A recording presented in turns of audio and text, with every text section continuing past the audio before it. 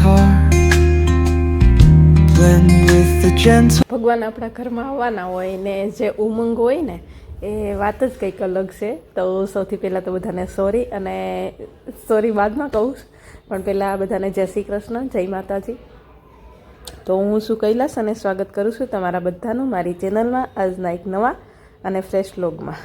તો મારા વ્લોગ થોડા લેટ આવે છે એટલે સોરી બોલું છું, કારણ કે ટાઈમ નહીં રહેતો હમણાં મને, ને કારણ કે 3 છોકરાઓને સંભાળવાનું, હસ્તીને સ્કૂલ લેવા મૂકવા જવાનું, સવારમાં ટિફિન બનાવવાનું, અને હમણાં થોડી તબિયત નહીં સારી. અત્યારે તમને મારા અવાજ ઉપરથી ખબર જ પડતી હશે કે 2-3 દિવસ મને તાવ આવી ગયો હતો, અને અત્યારે હાલ શરદી છે.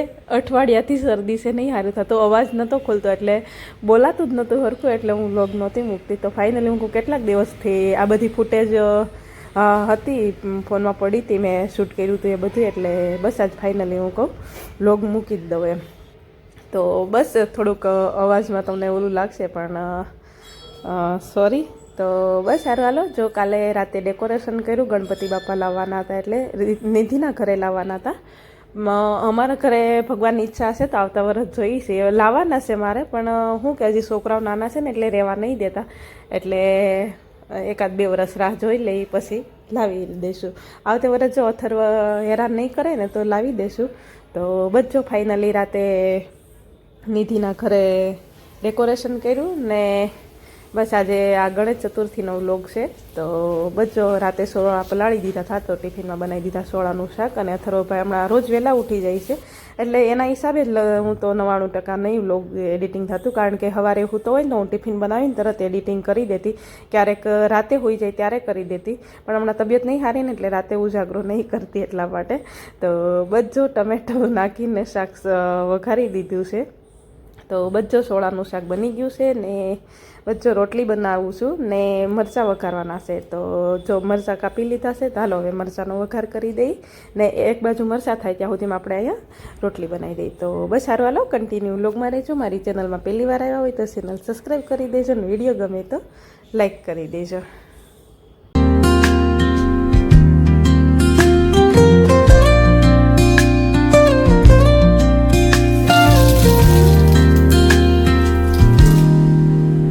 Soft strums of the warm acoustic guitar blend with the gentle sound.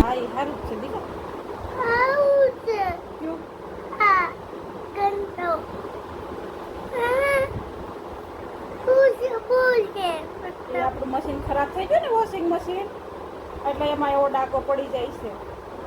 એટલે ઊભી થતો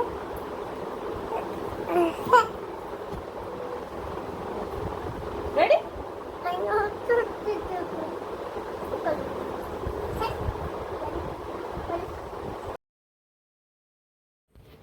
તો ઢબુબેન જો મારા નણંદના ઘરે હતા, તો ઈમાનશું કહે કે અત્યારે ગણપતિની સ્થાપના કરવાની છે ને, તો એ કે ઢબુને બોલાવો ને બોલાવો. તો બજો મારા નણંદના બાબાને કીધું હતું, હું કહું તું ઢબુને લઈને મૂકી જા. તો આવીને તો કે હસ્તી એ દીદીએ કેમ નવા કપડાં પહેર્યા છે, સરારા કેમ પહેર્યા, મને નવા કપડાં પહેરાય. તો જો ફાઇનલી એને ચણિયા ચોળી પહેરાવી દીધા છે, તૈયાર કરી દીધી છે. ને હું પેલા વોશિંગ મશીન ખરાબ થઈ ગયું છે ને થોડુંક, એટલે કંઈક મેલ જેવો ડાઘ રહે ને, તો કે આવું કેમ ગંદુ છે, એટલે રોતી હતી થોડીક. તો બજો ફાઇનલી આવી ગયા છે નિધિના ઘરે, અને ગણપતિ બાપાનું સ્થાપન કરવાનું છે.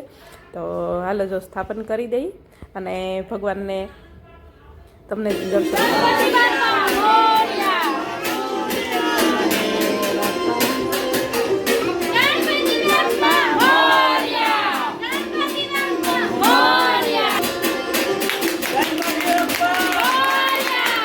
બસ બાપાનું સ્થાપન કરી દીધું છે, અને તમને બધાને દર્શન કરાવી દીધા છે. તો બસ બધાએ એક પછી એક ભગવાનને વધાવી લીધા, ચાંદલો કરી લીધો. અને જે ભગવાન આપણા ઘરમાં આવે ને, જે પોઝિટિવ વાઇબ આપણને મળે ને, એ કંઈક અલગ જ હોય છે, આમ ઉત્સાહ જ કંઈક અલગ હોય છે. તો બચ્ચો ફાઇનલી હિમાંશુએ બાપાને ચાંદલા કરી દીધા, ને બસ આરતી કરવાની હવે તૈયારી કરી દઈ. તો બસ હાલો તમે કન્ટિન્યુ વ્લોગમાં રહેજો. ને મેં વોઇસ ઓવર એટલે કરું છું, બહુ બધા નારાને હસ્તી બોલાવતી હતી, બધા નારા બોલતા હતા, પણ હું પાછળ જે મ્યુઝિક આવતું હતું ને ગણપતિ બાપાનું, એમાં કોપીરાઇટ આવી ન જાય ને એટલા માટે મેં વોઇસ ઓવર થોડુંક કરી દીધું છે. અને પેલું શું કહેવાય, મ્યુઝિક મૂકી દીધું છે. તો બસ કોપીરાઇટ ન આવે એ ધ્યાન રાખવું પડે છે. તો બસ જો બાપાને જનોઈ પહેરાવી દીધી, અત્તર લગાવી દીધું અને ચંદનનું ને તિલક કરી દીધું. તો સ્વાતિબેનને કીધું કે હિમાંશુને ચાંદલો કરી દે, તો જો નિધિ ચાંદલો કરે છે. ને આ અમારી ઢીંગલી છે કાનાભાઈની, વીરા નામ છે, બહુ મસ્ત ક્યુટ છે એકદમ. તમે આમ જુઓ ને તો તમને રમાડવાનું મન થઈ જાય એવી ઢીંગલી છે. તો બસ સારું, હાલો હવે બાપાની આરતીની તૈયારી કરી દઈએ.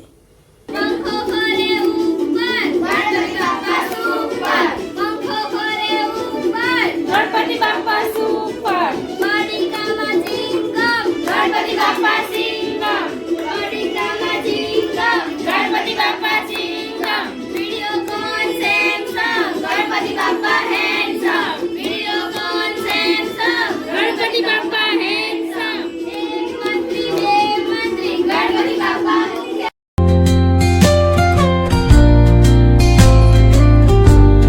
Sound of distant gulls and the rolling tide add layers to the tranquil sense tape of this coastal escape.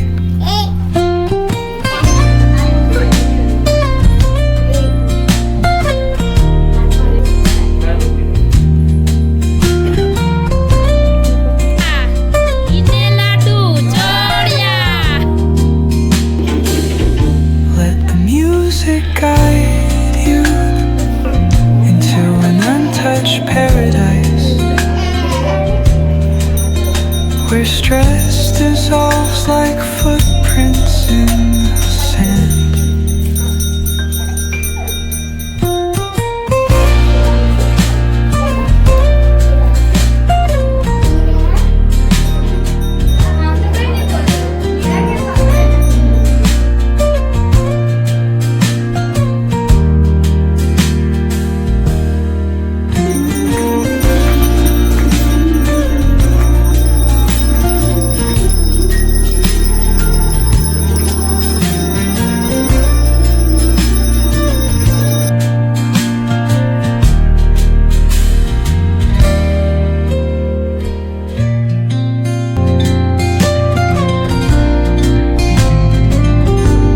The sound of distant gulls and the rolling tide add layers to the tranquil sense tape of this coastal escape.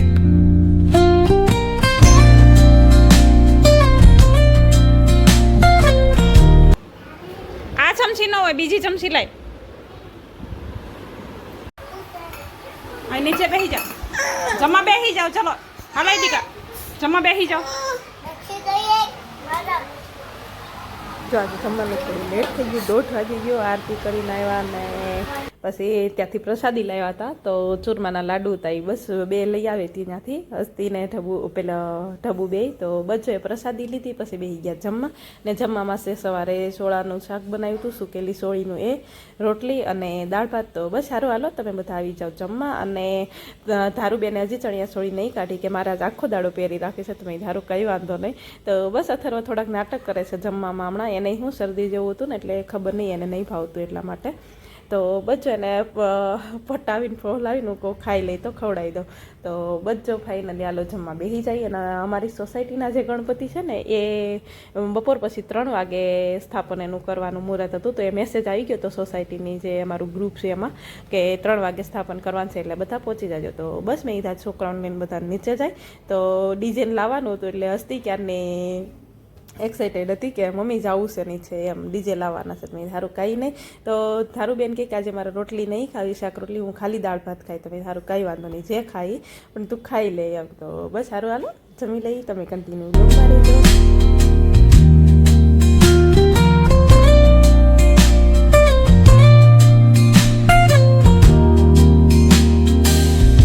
Let the music guide you into an untouched paradise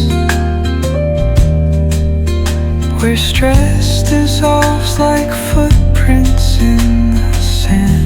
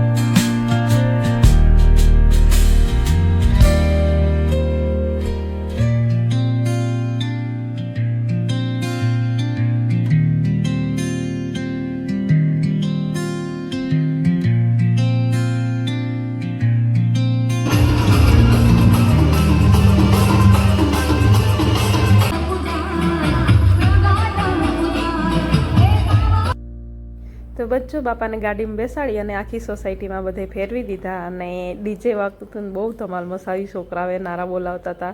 તો બચ્ચો finally આપણે આમે ગુજરાતી ગમે પ્રસંગ હોય કે ગમે તહેવાર હોય કે ગરબા ના રમે એવું ન બને. તો બસ આ બધી અમારી સોસાયટીની બહેનો છે, બધી આંટીઓ છે. તો જો ફાઇનલી ગરબા બધા રમવા માંડ્યા છે અને અથર્વને શેખ હતી ટમુ ભાભીએ ક્યારેક ક્યારેક હું લેતી હતી ને એને લીધો કે તમારે શૂટ કરવાનું ને ત્યાં સુધી લાવ હું રાખું, થોડી વાર મીનાબેને તેડો, એવી રીતે કરીને આ માસીને કમર દુખે છે, એમનો બેલ્ટ બાંધેલું છે, તમે જોઈ શકો છો. પણ એટલા ઉમંગથી ગરબા ગાતા હતા અને નાચતા હતા. એક અમને એમ થાય કે જોતા આટલી ઉંમરે આ માસી કેવું સરસ રાસ લેતા હતા, સરસ નાચતા હતા. તો બસ ફાઇનલી બાપા બધાનું સારું કરે ને બસ બધાને પોઝિટિવ વાઇબ મિલે. તો બસ આ 10 દાડા કેવી રીતે જાય એ જોવાનું છે આપણે. તો બસ ફાઇનલી બધાના હારા જાય એવી આશા રાખું છું. અને બસ અમારી સોસાયટીના ગણપતિ બાપાનું સ્થાપન છે ને, અહીંયા અમારી ઓફિસ છે ને ત્યાં જ કરવાનું છે. તો એનો મંડપ અહીંયા બાંધેલો છે, હું તમને હમણાં બતાવું. તો બસ જો ફાઇનલી બધા ગરબા રમતા હતા ને મેં કીધું થોડી વાર ઊભા, પણ પછી અથર્વ હેરાન કરતો હતો એટલે કીધું હાલો આપણે જતા રહી. તો બસ આજનો વ્લોગ અહીંયા જ પૂરો કરી દઉં છું ને આજનો વ્લોગ થોડો લેટ આવ્યો પણ તમને સારો લાગ્યો છે એવી આશા રાખું છું. તમારો બધાનો દિલથી આભાર, કારણ કે તમે તમારો દિલથી ટાઈમ કાઢી અને મારા વ્લોગ જોવા માટે આવો છો અને મારી જોડે વાતો કરવા આવો છો. તો બસ જો ફાઇનલી ઘરે પહોંચી ગઈ છું અને દળનું દળવાનું બાકી હતું. ચાલો હવે દળી નાખીએ અને આજનો વ્લોગ અહીં પૂરો કરી દઈએ. ફરી મળશું કાલે નવા વ્લોગ સાથે. ત્યાં સુધી બાય બાય, આવજો, જય શ્રી કૃષ્ણ. અને સબસ્ક્રાઈબ ન કરી હોય ચેનલ તો સબસ્ક્રાઈબ કરી દેજો, કારણ કે 50% લોકો હજી મારા અનસબસ્ક્રાઈબર લોકો વ્લોગ જોવે છે. તો પ્લીઝ આવ્યા છો તો સપોર્ટ કરતા જાઓ અને જય શ્રી કૃષ્ણ.